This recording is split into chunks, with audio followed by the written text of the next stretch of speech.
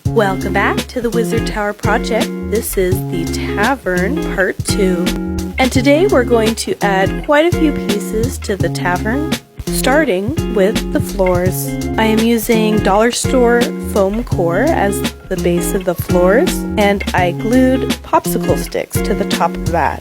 For the bottom floor kitchen, I decided to cut that in half, and for the top dining space, I've left as one piece. Now that piece was a little flimsy, it didn't have much to glue onto, so I added some reinforcements before moving on to the windows. For the tavern windows, I found some plastic grating at the dollar store, and then I based all of the pieces with black paint. I also dug some clear plastic out of my recycling bin, so once all of the plastic grating was based and dried, I glued them to this piece of plastic using, of course, Mod Podge.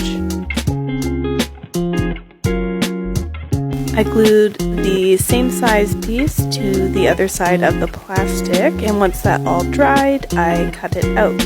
Now for the windowsill, I am roughly measuring out, cutting and sanding pieces of craft sticks. I'm not going for perfectionism here because this is going to be a well-loved forest tavern. And I used wood glue to assemble all of these pieces together. I did base one of the windows in black, and then I decided to just not care about that for now. It's all gonna get painted later. So before I could build more tree branches, I wanted to glue the windows into where I had wanted them before I started on that process. So the hot glue was just a temporary hold. And again, for the trees and tree branches, I've used aluminum foil for placement. And then I'm going to sculpt over top of that with terracotta clay. The goal with this was to cover up more of the gaps that I had left and to seal in the windows. I did leave a few holes here or there to make it look more natural.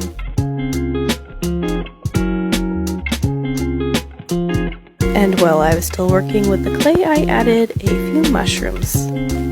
And that is where we leave the tower for today. I've got to let this dry, and then I'll get started on paint. Like and follow for part 3.